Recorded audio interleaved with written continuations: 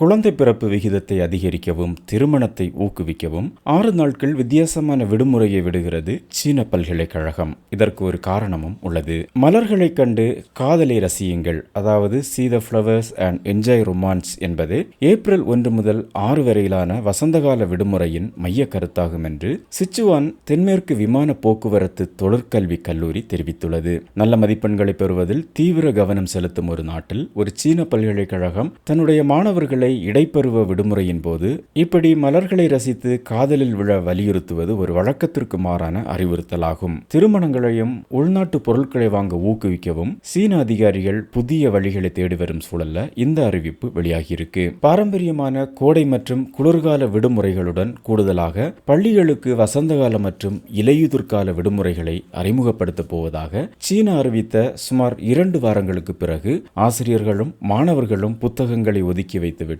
ஓய்வெடுக்க வலியுறுத்தும் இந்த அறிவிப்பு செவ்வாய்க்கிழமை வெளியாகியிருக்கு. தொழிலாளர்கள் கூட்டம் குறைவாக இருக்கும் காலங்களில் பயணம் செய்ய ஏதுவாக மாறுபட்ட காலங்களில் ஊதியத்துடன் கூடிய விடுப்பை எடுப்பதை ஊக்குவிக்கப் போவதாகவும் அதிகாரிகள் தெரிவித்திருக்காங்க.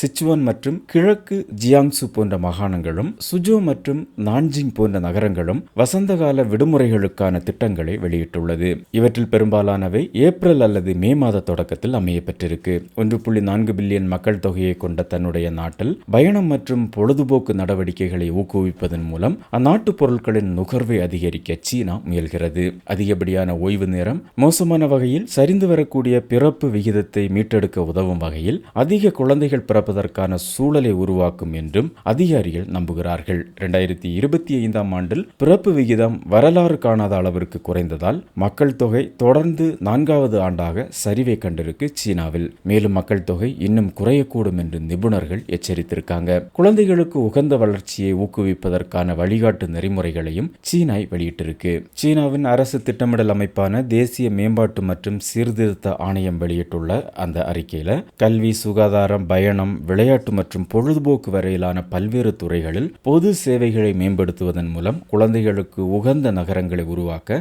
ஒருங்கிணைந்த முயற்சிகள் மேற்கொள்ளப்பட வேண்டும் என அந்த வழிகாட்டு நெறிமுறை வலியுறுத்தியுள்ளது.